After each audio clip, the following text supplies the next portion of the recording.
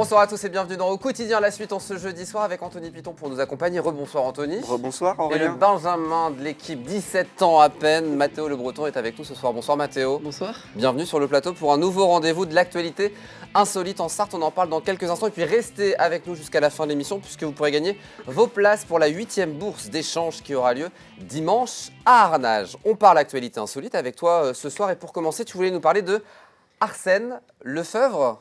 C'est ça, c'est un peintre sartois. Il est né en mai 1863 à Ciel-Guillaume. Et je vais vous parler de la peinture pour laquelle il est le plus connu. Mais d'abord, je vais vous resituer un petit peu le contexte.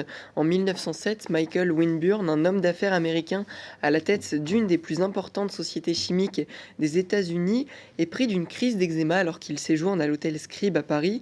Il décide alors de se rendre chez un apothicaire parisien qui lui confectionne un baume à l'huile de cade. Et c'est ce qu'il guérit. Alors les deux hommes s'associent pour commercialiser ce baume à l'huile de cadre qui s'appelle Cadom. En rentrant à l'hôtel, Michael Winburn découvre le travail artistique d'Arsène-Marie Lefebvre, chargé de redécorer le grand salon de cet hôtel parisien. Il est impressionné par son travail et il lui propose d'abord dans un premier temps, d'illustrer des publicités pour un dentifrice. Puis en 1912, il le charge de la campagne promotionnelle du savon Cadom. Michael Winburn lui propose un atelier à Courbevoie dans le site de l'entreprise, mais Arsène-Marie Lefebvre préfère rester dans son atelier au Mans et c'est à partir du buste en terre cuite de son fils qu'il créa ce célèbre bébé Cadom. Car oui, Arsène-Marie Lefebvre, on le connaît comme évidemment dessinateur et créateur de ce bébé Cadom, mais pas que, puisqu'il a eu une belle carrière politique au Mans. Oui, c'est ça, puisque après avoir été conseiller municipal et premier adjoint au Mans, il a été maire en 1925. Il a beaucoup donné à la ville car il a notamment été à l'origine du dégagement de l'enceinte gallo-romaine, de la création du musée de Tessé, mais aussi de la bibliothèque municipale, de la braderie des commerçants en septembre ou encore de la foire des 4 jours. En 1932, il démissionne de son poste de maire et il est nommé en 1932 conservateur des musées des beaux-arts du Mans. Et à la même période, il fonde le premier syndicat féminin ouvrier au Mans et la Chambre des métiers de la Sarthe. L'actualité, c'est si on veut voir ses œuvres, on peut les voir au musée de Tessé. Non, au château de Ciel-Guillaume. Ah pardon, Bravo Aurélien. c'est ce que vous venez de dire, c'est ça? Je vous ai pas écouté, si? Non, je l'avais pas encore Ah dit. d'accord, très bien, je croyais que j'écoutais pas, mais si, c'est ça. Donc on peut voir donc toutes ces expos, tous ces tableaux du coup Oui, au sein il y a- de ce château de Il y a ce Ciel-Guillaume. tableau là-bas au Voilà, que château. je dise pas de bêtises, pardon. Bon, Euh, le bébé Cadom alors. C'est On ça. la voit aussi. Des catacombes au Mans, est-ce que ça existe vraiment, Mathéo? Eh bien, il y a des légendes selon quoi la ville du Mans reposerait sur des catacombes, même si rien pour l'instant n'a permis l'authentification de cette hypothèse. En revanche, il y a quelque chose dont on est sûr, c'est que la cité Plantagenet possède tout un tas de caves cachées. Et pendant la guerre de Cent Ans, presque toutes les maisons ont été détruites, sauf les caves. Et il a donc été retrouvé une chapelle au cœur du dédale de caves qui communique sous l'ancien Génial. musée de la Reine Bérengère. C'est l'un des lieux les plus secrets du Mans parce qu'il est tout simplement fermé au public. Et dans cet endroit assez étonnant, il y a une voûte qui survole les arcs de pierre censés la soutenir. C'est au début du XIVe siècle que le collectionneur Adolphe Singer avait rassemblé des éléments d'une chapelle dans l'une de ces caves de ces maisons du Vieux-Mans. Et il a ensuite refait une chapelle dans cette cave. Donc c'est pas une véritable chapelle, mais un décor qui avait été reconstitué par ce collectionneur. Bah voilà, vous le saviez Anthony? Incroyable. Bah voilà, une belle découverte encore ce soir grâce à toi. On va parler de la rue de AA. Vous connaissez Anthony? Non, je Eh ben, connais c'est pas. un nom de rue pour le moins original et tu C'est voulais nous expliquer un peu d'où ça venait ce nom de rue AA qu'on voit actuellement à l'antenne. Effectivement, c'est une petite rue du Mans qui est située entre la rue du Chêne Vert et le Pont Perrin. Cette rue s'appelle tout simplement AA. C'est assez original et marrant comme nom. Et l'origine de son nom est assez mystérieuse, mais il y a une sorte de légende autour de cela, puisque la rue débouchait autrefois directement sur la Sarthe. Et surpris, quand les gens voyaient la Sarthe, eh bien, ils rigolaient en s'apercevant de cela. Et donc, c'est comme ça que le nom de cette rue est venu. Et il y a d'ailleurs quelques années, elle a été nommée la rue la plus drôle de France par Topito. Eh ben c'est chez nous, au Mans. Donc c'est C'est plutôt ça. pas mal la rue de Haha. Donc merci pour cette belle explication. Un Sartois qui décide d'offrir un sapin à la ville. Oui, je vous emmène à Parçay-sur-Sarthe où Gérard, qui habite depuis une vingtaine d'années dans cette ville, ne savait tout simplement pas quoi faire de son cèdre qui trônait au milieu de son jardin. Celui-ci devenait trop En encombrant effet.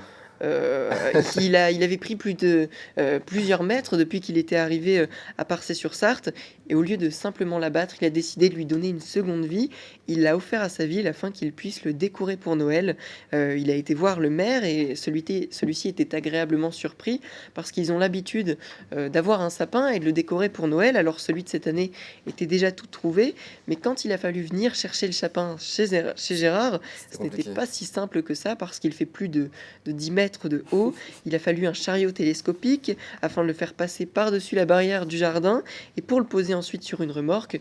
L'installation du sapin a suscité un véritable événement dans cette ville et une fois qu'il était prêt, il a été décoré par les enfants du conseil municipal jeune et ceux du centre de loisirs. Donc on peut l'admirer maintenant, ce beau sapin. Effectivement, on peut l'admirer, et notamment lors du marché de Noël ce samedi à Parçay-sur-Sarthe. Et d'ailleurs, Gérard envisage déjà de replanter un autre sapin à la place de celui-ci et peut-être le donner à la ville dans quelques années. Dans quelques années, voire quelques décennies, c'est une bonne idée en tout Il l'a cas. coupé pour en replanter un autre. Bah c'est voilà. logique. Ouais, pourquoi pas. En tout cas, on salue ce Parcéen Gérard qui a eu cette bonne idée. Merci beaucoup pour ce rendez-vous de l'actualité et pas que insolite dans notre département. Tu reviendras en 2023 ? Oui, C'est bientôt les vacances ? oui, Vendredi, évidemment, t'es au lycée. oui, c'est ça. On rappelle le lycée, ta classe Le lycée Bellevue et la terminale 7. Voilà. Ah oui, donc il y a le bac à la fin de l'année. C'est ça, il y a le On va faire un peu moins de télé du coup, je vais te programmer un petit peu moins. Non, je plaisante évidemment, c'est toujours un plaisir de te recevoir.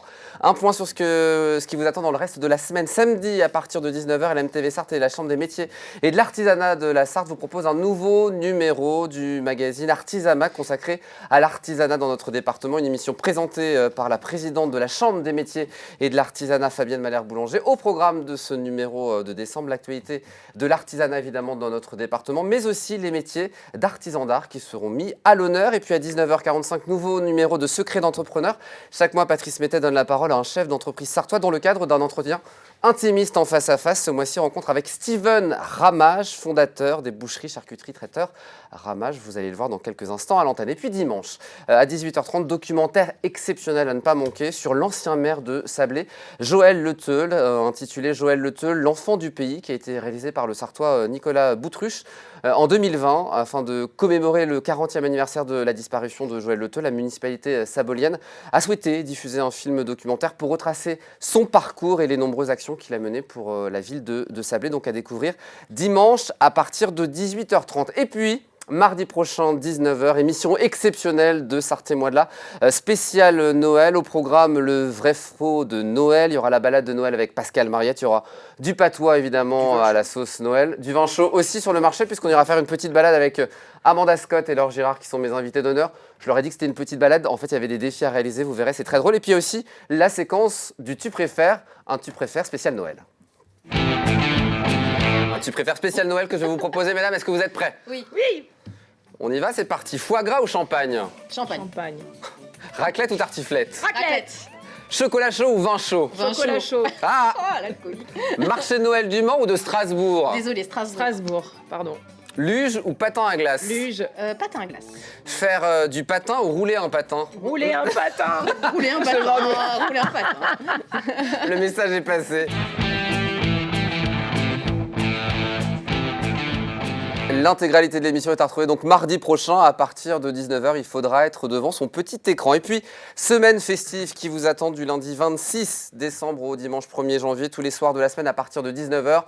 Il n'y aura pas les émissions hebdomadaires que vous connaissez, mais il y aura des concerts, des spectacles, des opéras ou encore du cirque. Toute la programmation est à retrouver dès à présent sur le site LMTV, notre nouveau site lmtv.fr. Pour finir, il nous reste quelques secondes, on va jouer ce soir. Vous allez pouvoir gagner vos 2 entrées pour la 8e édition de la bourse d'échange qui aura lieu à Aranage dimanche prochain au sein de l'espace La Bulle. Ça aura lieu de 9h à 16h, un bel événement dont nous sommes partenaires. Pour gagner vos 2 entrées, il faut répondre à la question du jour. Comment s'appelle l'émission culturelle du jeudi à 19h, présentée par Chloé Bergera ? A. Aquarelle. B. Culturelle. C'est plutôt simple. Si vous avez la réponse, vous envoyez un mail à jeu au pluriel @lmtv.fr. Bonne chance à tous. Très bonne soirée. Merci Mathéo d'être venu sur le plateau. Merci à toi. À bientôt. À bientôt Anthony. À bientôt. Dans un instant, Chloé Bergera pour Culturelle. Moi, je vous donne rendez-vous demain à 18h30 pour la quotidienne. À demain.